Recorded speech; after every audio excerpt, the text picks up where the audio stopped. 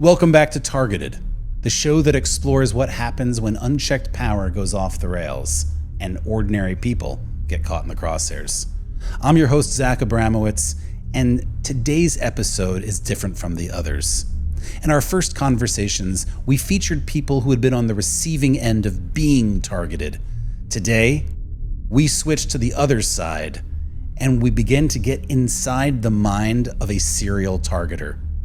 We're speaking today with BBC journalist Amalia Zatari, who's written an award-winning story about the culture of Russian snitching and about an obsessive, serial, recidivist targeter.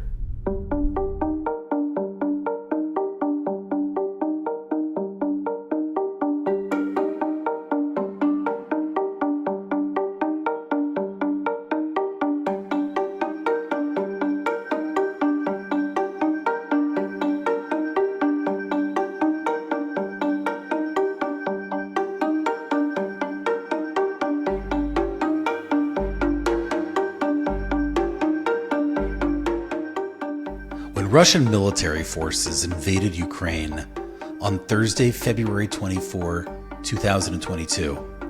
The world bore witness to a shocking conflict that has become one of the most important geopolitical issues of our time. As a staunch critic of Vladimir Putin, BBC Russia reporter Amalia Zatari knew right away that she would have to flee her hometown of Moscow. She told me many Russians didn't want to admit to themselves that the war would actually happen, but government detractors were being labeled as foreign agents left, right, and center. And in no way did she see the Ukrainian people as enemies. So she headed into exile in Latvia. Yet, she still felt an obligation to report on how the war and the abuses of Putin's government were affecting nearly every aspect of Russian life. Over the next 3 years, Amalia reported on everything from the rise of far-right movements in support of the Kremlin to army deserters and other Russians living in political exile. Our story begins, though, when Amalia took an interest in the topic of denunciations, or snitching. Not uncommon during the era of the Soviet Union, snitching is a state-approved method of curbing dissent. Throughout the Cold War, citizens of the USSR were encouraged to report their friends, co-workers, neighbors, even family under suspicion of subversive activities. It was considered a patriotic duty. Now, there were some who saw it as a way of punishing rivals or prosecuting petty personal vendettas, and plenty of innocent people were sent to the Gulag as a result. Now, under Putin's regime, Amalia says that snitching has returned in a big way, making Russian society even more dangerous than it already has been. Would you say that you have pro-Ukraine sympathies, or because you grew up in Moscow, you're not Ukrainian? I would understand, in other words, from a kind of suppression perspective, getting inside the mind of a tyrant, of a dictator, that he would want to remove, all Ukrainian, sympathizers. But you're not from Ukraine. Yeah, but of course I have a lot of sympathy towards Ukrainian people, and we have BBC Ukrainian service, so we have a lot of Ukrainian colleagues. And for example, in the morning on 24th of February, I woke up and I opened my phone, and our Ukrainian colleagues, they were texted we are going to the shelter because it's bombing, something going on in Kiev. And it was so I was so scared for them, and because it was something, I just opened my phone, opened the news, and I was watching how my country bombing Ukraine. It was so for Russian people, because of the Soviet past, we were one country, and all of us have friends in Ukraine, and it was so it was really hard to believe that it was going on. Was that what part of why you left? It wasn't like my own decision. So the BBC relocated us. So that's why we left so fast, thankfully. And that's why we left and moved to Latvia. And still I have this this fear that as a journalist, it's really important for me to understand what's going on, because I have to tell people what's going on. And it's a big fear for me that after leaving the country, I might lose this, this opportunity. And I think these 2 weeks, which I spent in Moscow after the war started, actually I was packing my belongings, and it saved me and my mental health a bit, because I had something something I can put attention to and distract myself from the news. Tell me about the story of Anna Korobkova. After the war started, and after Russian government implemented all these new laws about spreading fake news about the war and so on, this snitching practice, from Soviet era, started being on its rise again. So people started writing denunciations against each other. So what is a denunciation, and what is its base in Russian law? It's when you, for example, write to the police that your neighbor is expressing anti-war views and say something against the war, for example. But in Russia, after the war started, the government encouraged people to write them, so they say it quite openly, So if you notice something suspicious, you should file a complaint about that. So they were really encouraging in that sense. And I think people understood quite quickly that they can use this and take advantage of that. Is it a holdover from Soviet Russia, or is snitching endemic to more than just a communist regime? Of course, I think the main reason is that the government let it flourish. Does anyone know, in 2005 there were this many denunciations, in 2000 this many? Is this transparent to anyone? Could anyone actually figure this number out? Is anyone tracking it? No, sure it's not, because why people do it? Because they can be anonymous, so nobody counting denunciations, of course. And when you file denunciation in police, so we don't know how many denunciations they received, right? They won't reveal this number. So, and people think they can just get away with that and be anonymous. So there was no repercussions? Yeah, sure. It's not like you can count how many criminal cases are there, but you can count how many denunciations. Right. There's no transparency around it. Sure. So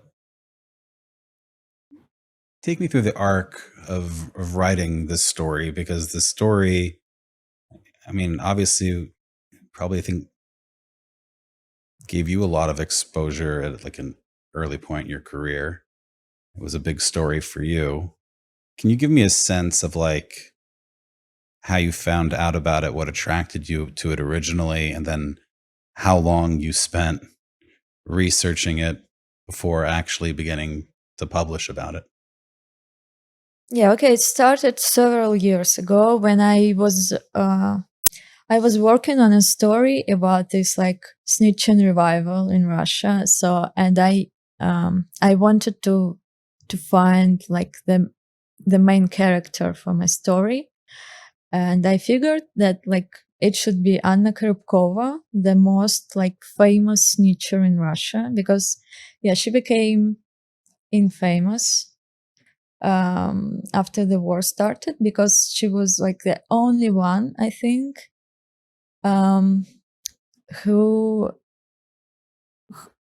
she gave many comments to many media, and she was bragging how she snitches on other people. Yeah, I was interested. Like, how did people even find out about her in the first place? You know, given that there isn't transparency around this, but she was speaking to the media at this point, Yeah, and bragging about it even. yeah. I think it was because she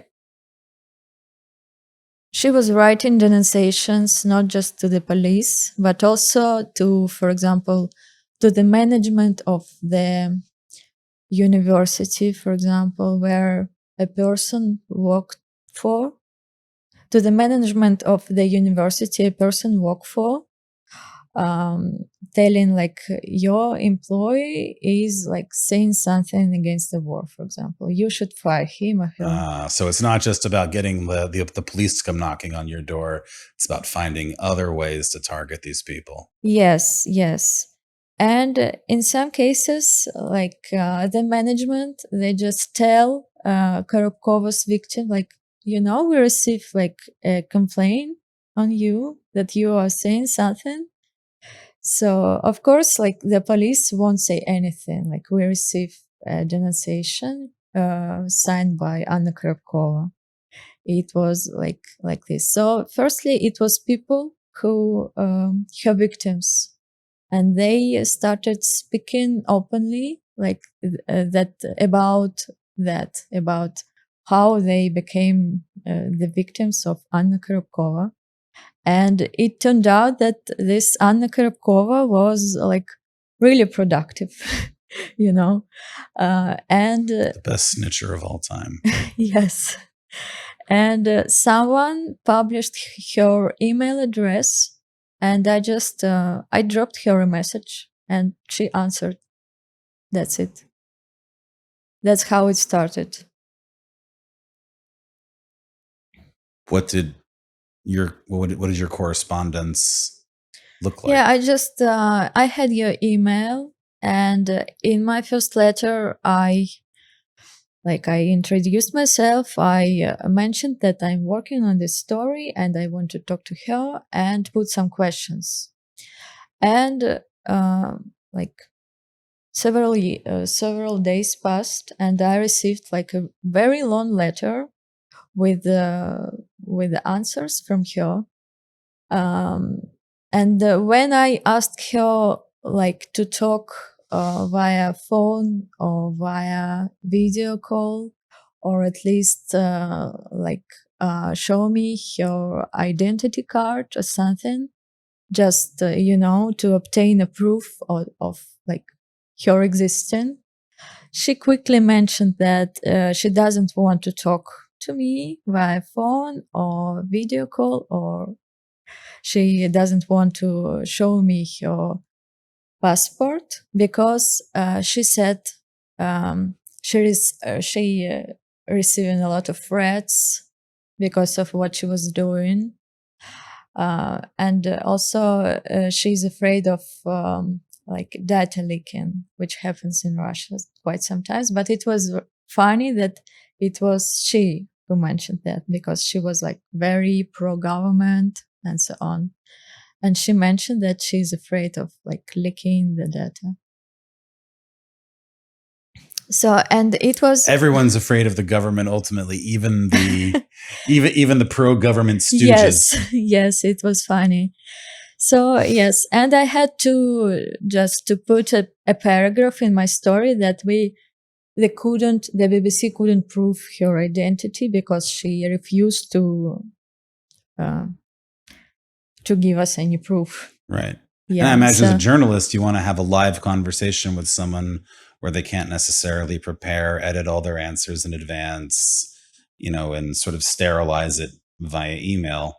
As a journalist, I'm sure you wanted to actually talk to a real person. Yes, sure. But I didn't have this opportunity, And also I reached social anthropologist Alexandra Arkhipova 2 years ago when I was working on the story, because she, as a social anthropologist, she was researching this snitching culture in Russia. How did you come across Alexandra Arkhipova? She was quite famous herself. So after the war started, she started researching how this disinformation about the war is spreading among Russians, and this denunciation things. So she was researching this field, and she was contributing to independent media a lot. I mean, she gave a lot of comments about what she was researching and so on. And she became Korobkova victim herself. Can you imagine this?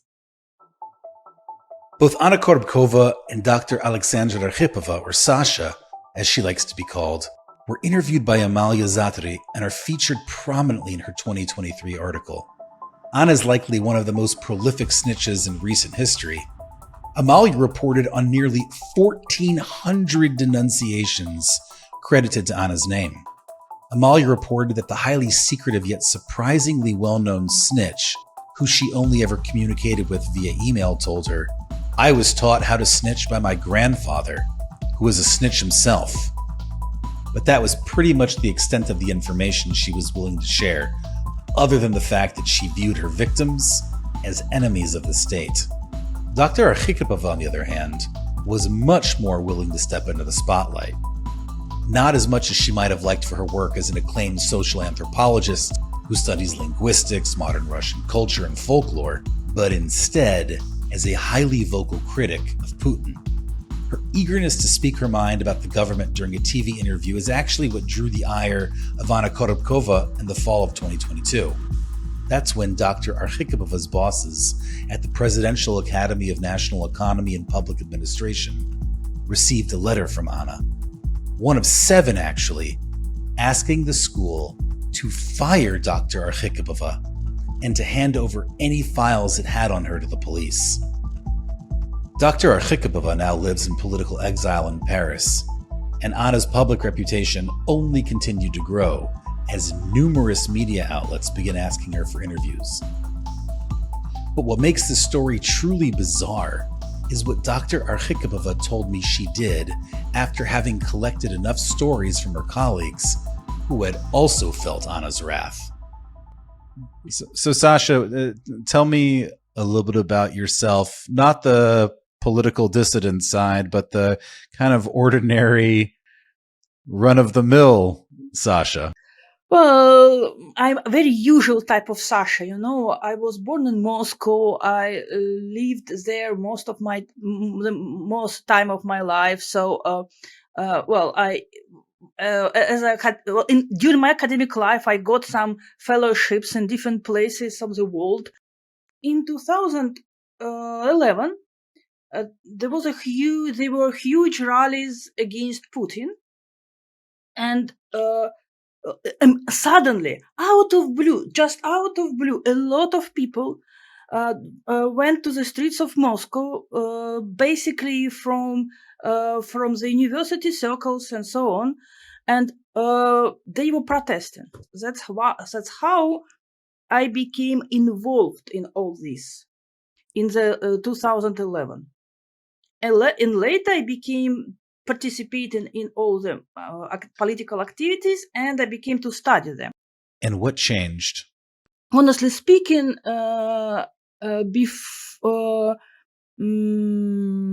how can I put it? In the first 10 years of Putin ruling, even when it was under Medvedev, which was obviously Putin's minister. So during this period, it was the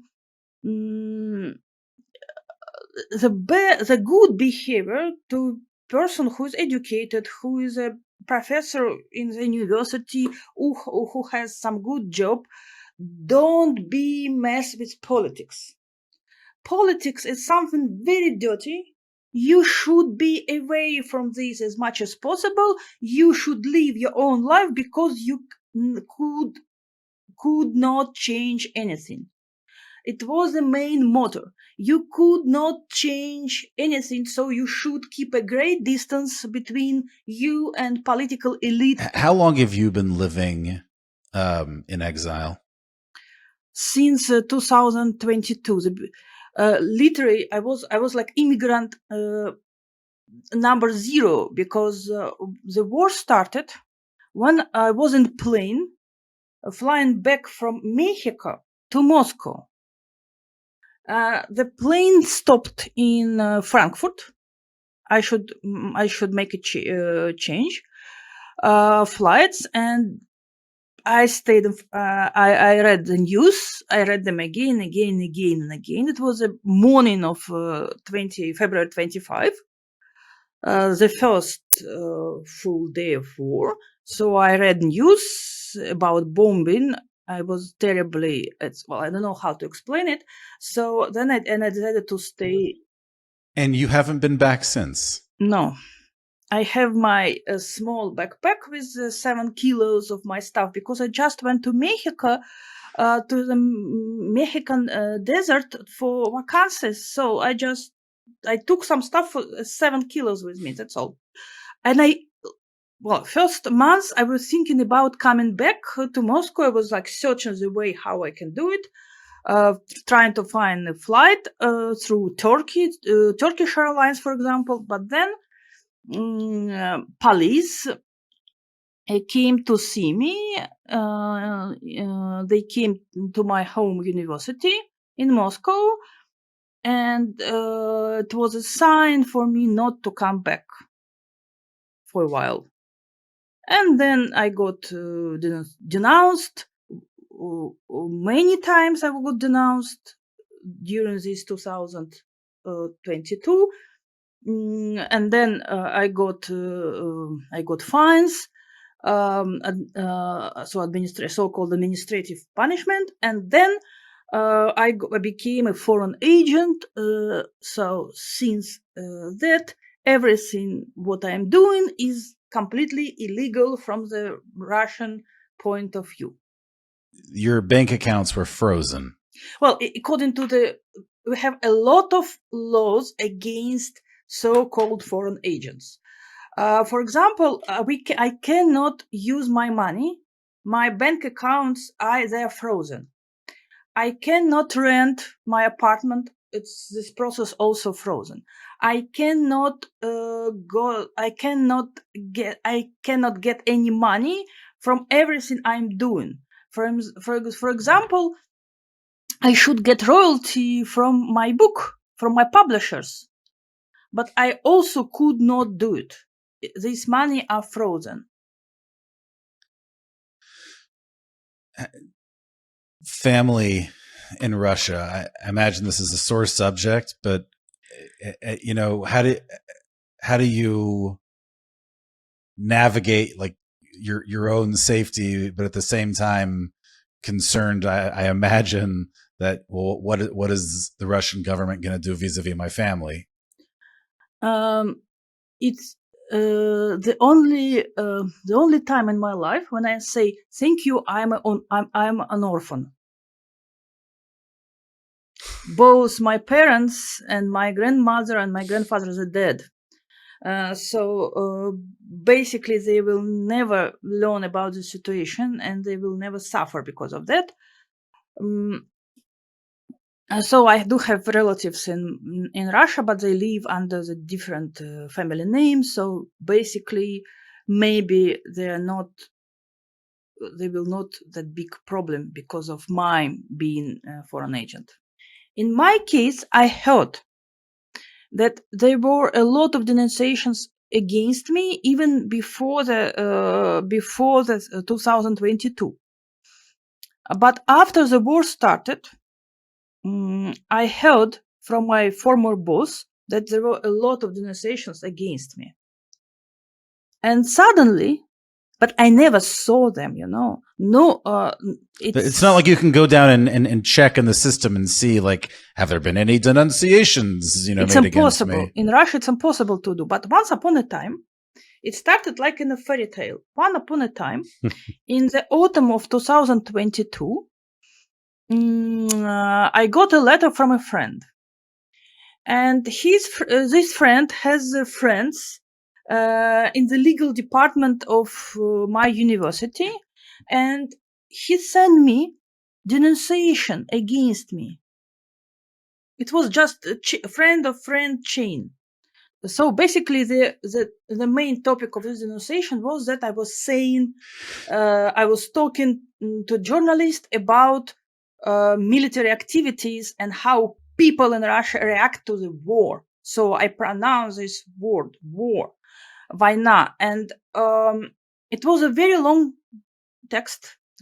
And Anna Korobkova asked, even she demanded the president of university to get me fired and to send all the materials about me to the police station to open a criminal investigation against me.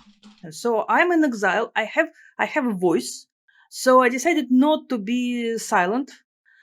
So I wrote a big public post asking the victims of such denunciations to write to me. And I asked these victims of denunciations not just write to me, but explain how they feel, how was their emotional situation, how they behave, how they react, and also to send me the original denunciations. So I start to make a collection of these texts. A collection? So you're keeping like a spreadsheet now? Well, I have a huge data set. It's a spreadsheet. Yes, it's a table in Excel, and also it's a huge, paper hill. What got you to start this? Was it a sense of trying to help? Was it a sense of outrage? Was it a sense of just pure curiosity as an academic? Like, what drove this? Because most people would not have been in a situation to fight back, but it seems like they kind of picked on the wrong linguist. It's a terrible mix, outrage and curiosity. It's really a terrible mix because I was really outraged, really, but also I was. As an academic person, I had a lot of curiosity why people do so, why they behave like that, why they write these letters when nobody asked them to do it, to do so. We are not living in the times of Joseph Stalin, when if you are not denounced, you could be a person of interest in the criminal case. No, you are free not to write denunciation, but people really do it. So I was really interested why they behave like that. Very quickly I found out that all her denunciations are very similar. So they are written in the same manner, with the same type of cliche and with the same type of linguistic errors, mistakes. So I decided that it's not like a secret group of KGB agents, FSB agents under disguise. No, I decided it's a real person. And in every denunciation, Anna Korobkova, she gave her name, Anna Korobkova, and email. And I decided to write to her. And ask her to talk to me. I was absolutely positive that it would be impossible. But she answered. She started to write me letters, huge, long letters, about herself, about her position, and so on. And the situation in the Russia became much more terrible with denunciation. So a lot of journalists were interested in talking to Anna Korobkova. I gave journalists from New York Times, Washington Post, her email, and they started to write letters to her, and so on. She became famous, but nobody knows who she was, but who she is. But she became famous, and I proceed talked with her, trying to understand who she is and why she behaves so. Did you tell her how outraged you were? Did you tell her that you were upset, or did you play it cool? First letter, I was like sitting and thinking, how should I write this letter? So I made it very short and very polite. The letter was sent. There was no answer. Then in a week, I got a huge answer saying that, dearest Alexandra Sergeyevna, I was so happy to get a letter from you. I wrote 7 denunciations against you.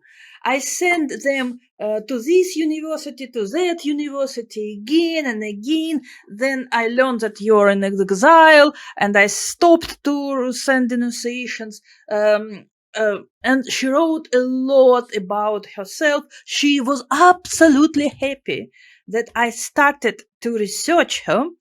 And she refused to tell me who she is and where she lives and so on. But she was absolutely happy to be the object of my research, as she told me. It was absolutely like vanity of...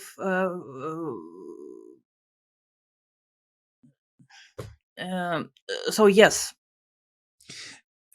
She wanted an audience. Yes, she really wanted an audience, and she was happy to find audience with me. What do you think drove the passion about the war? Meaning, why did she want to inspire fear in others?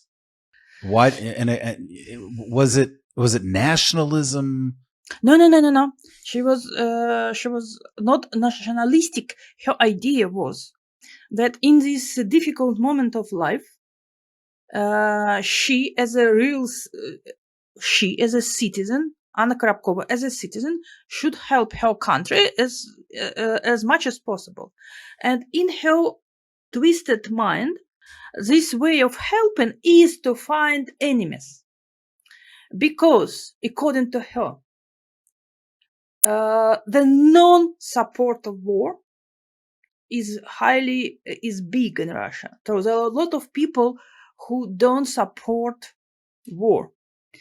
But she wanted to make this fight against war as less visible as possible. So she wanted to stop all the people to talk about the war, to discuss any topics about current situation.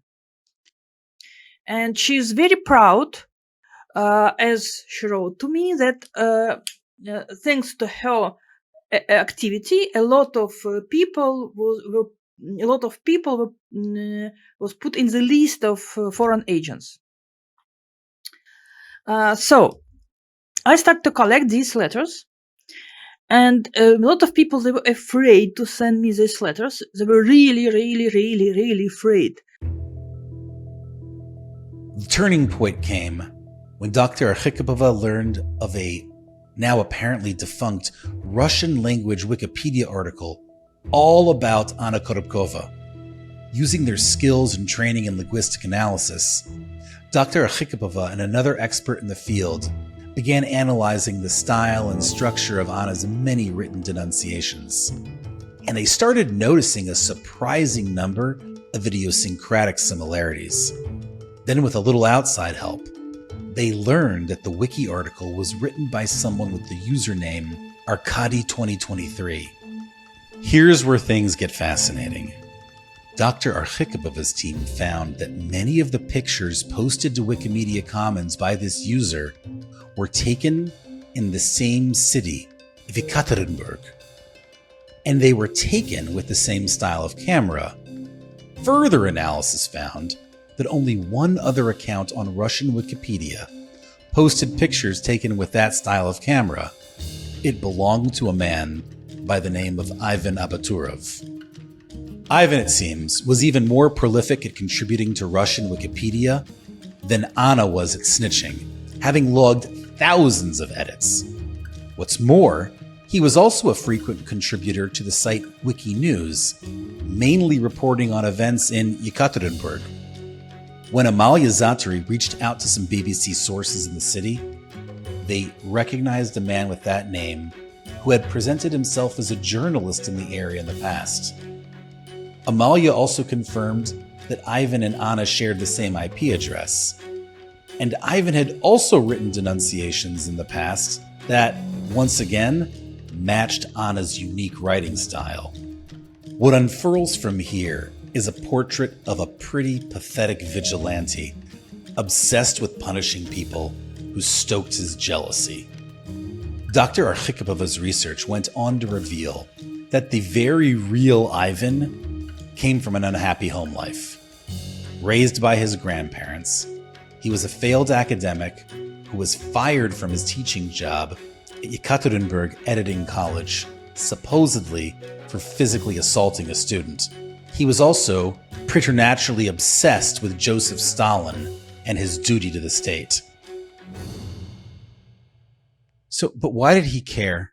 Meaning, why couldn't he just do this under the name Ivan Abaturov if he felt like what he was doing was so important? If he felt like he was helping keep society safe, why did he need the pen name?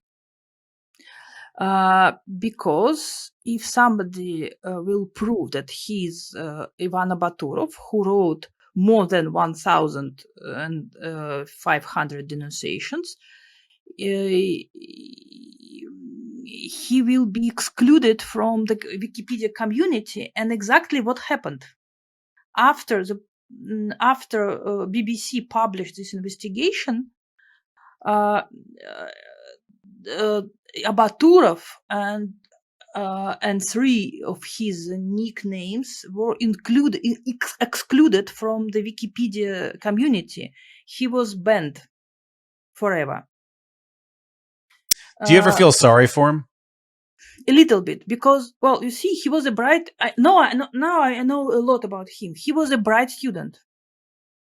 And when he entered the university in Ekaterinburg, and this university is a good one, he got a stipend as a bright student.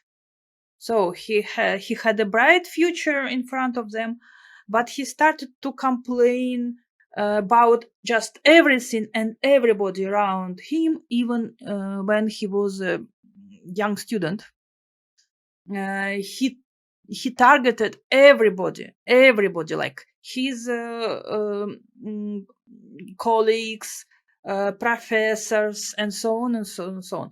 As a result, nobody loved him. People were trying to avoid him as much as possible. So in the end, he never finished PhD. Then he was teaching, history in the small college, and then he was fired from this college because of some scandal. It looks like he had a physical fight with the students. And after that, he was staying without permanent job. He was just from time to time, very rare. He was writing articles for the local newspapers and writing articles in Wikipedia, and that's all. And but he was seeking attention. he wanted to be noticed, and he really deeply in his deeply inside, he hated the situation that he was fired from the college. So at the end, he target people who were successful enough. I think that he's not only trying to help Russia to win this war, but he feel unsuccessful, and he really hate us, people who have science, academic life, whatever, and public voice. What's been the reception of your story? Obviously, it was covered by Amalia. It's been covered by others. How has it been received, and has it made you an even greater target of the Russian government in the meantime? Well, it was fun. People were sending this story to each other through social networks, and basically, I hope that this story helps the victims of denunciations. I was just asking everybody, please do not keep all this inside yourself. Just talk about it. Stop being victim.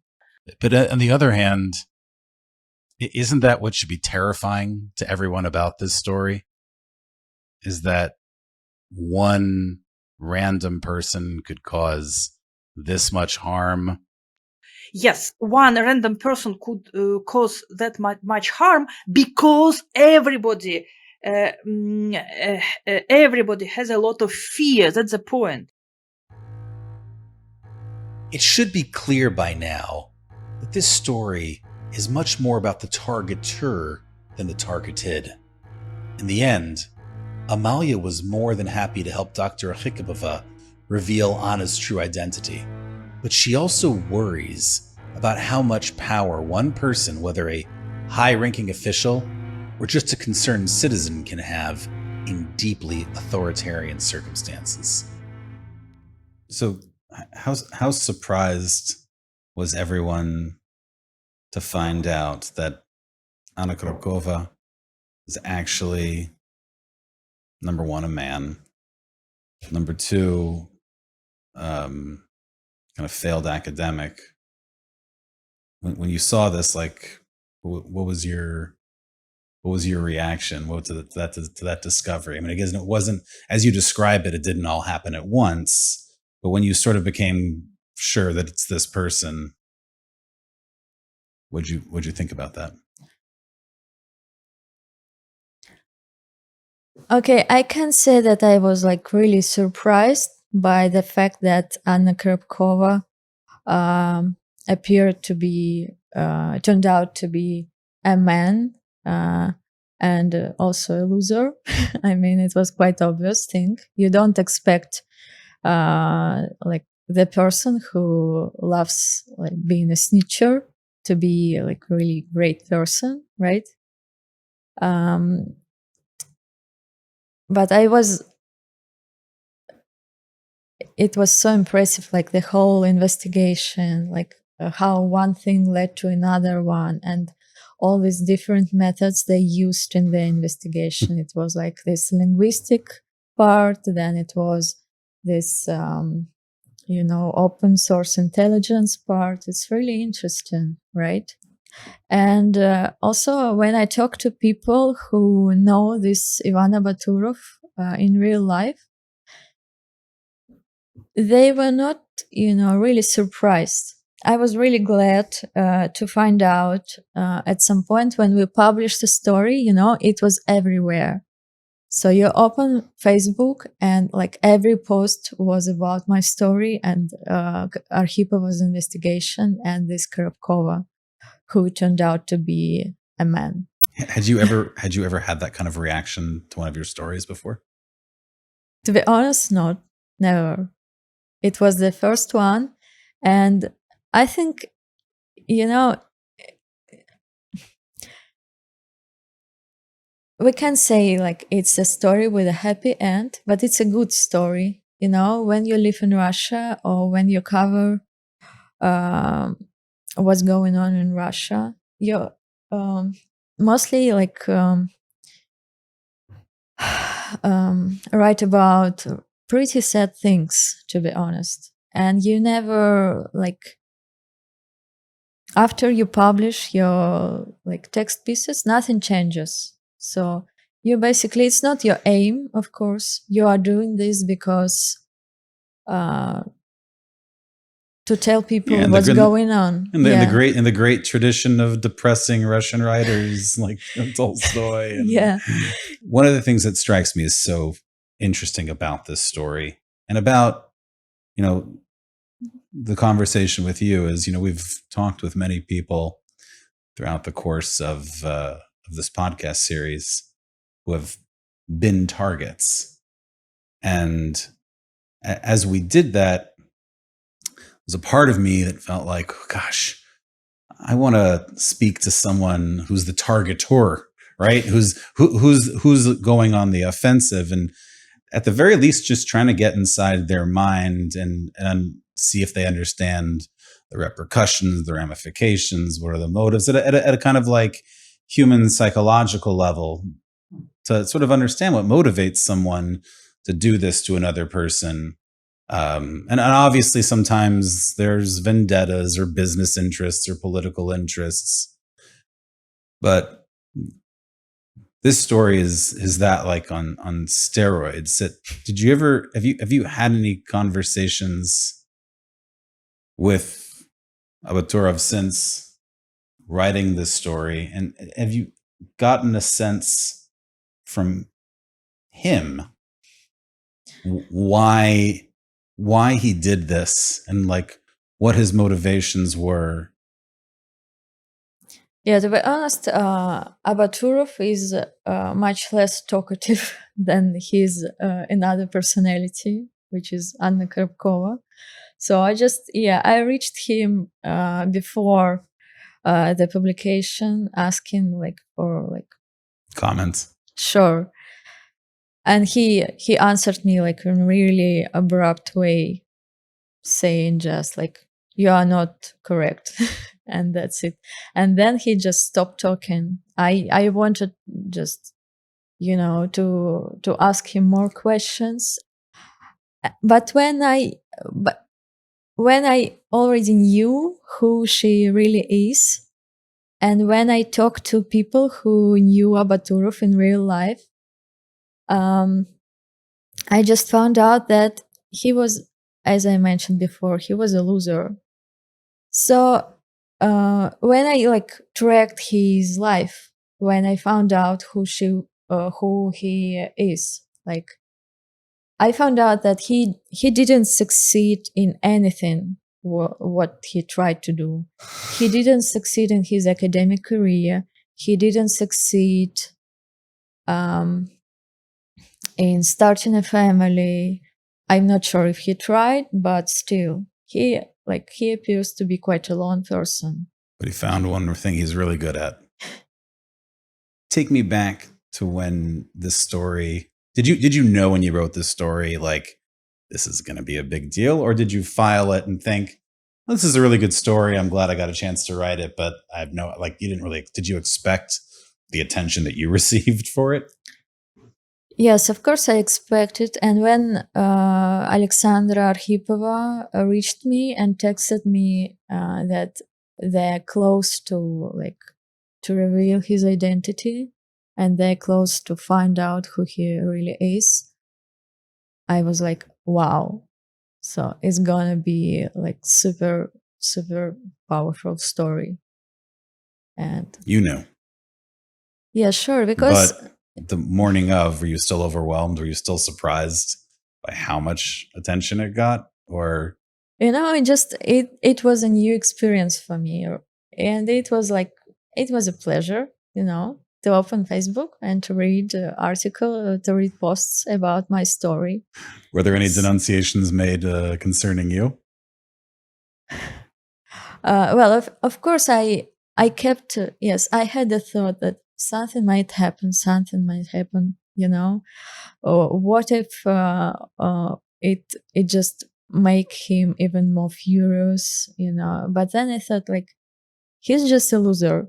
What can he do? And we rebuilt him. So what if he was so successful in silencing other people? And what if, like, this story will finally silence him, And actually it did. And also the result of publishing our story, one of the results. So first result was that we silenced him. And the second result was that he was banned from Wikipedia finally. And the page which he created about Anna Korobkova was renamed. And now it named Ivana Vaturov. So there is some happy ending here. My last question for you. At any point in your reporting or since, did you feel a little bad for him? It's a really difficult question, because if he wouldn't do what he was doing, I mean, if he wouldn't write so many denunciations, and if he wouldn't bragging about that, probably I would have some sympathy and empathy towards him. I don't know. But he caused so much harm to other people, and he did it intentionally. So it's really hard to feel sympathy towards him. A kind of unfortunate part of the human condition, but it's a fascinating story. I must like the story of a lifetime for an aspiring journalist. So, congratulations on writing it and all the acclaim that's come with it since. And we really appreciate you coming and telling us the story and talking through it all with us. Thank you. And thanks for having me. For Dr. Arkhipova and Amalia, there must have been some sense of satisfaction knowing they had done what they could to curtail snitching, at least to some extent. But it is worth noting that for the victims of Abaturov, things could have certainly gone worse. Imagine you're in a foreign country, thousands of miles from home, in the middle of a business meeting, when you get a call telling you there's an international warrant out for your arrest. You've been labeled a terrorist. You're going to face arrest if you get on a plane. And this is all about a job that you haven't thought about in years. You could be our next guest, political strategist Aaron Shaviv. Targeted is a production of Next Chapter Podcasts. Please follow the show, subscribe, rate and review on YouTube, Apple Podcasts, Spotify, Amazon Music, or wherever you listen to your podcasts. Follow me, Zach Abramowitz, on X at Zach Abramowitz, and subscribe to my Substack at legallydisrupted.com. To learn more about our guests and their stories, go to targeted.com.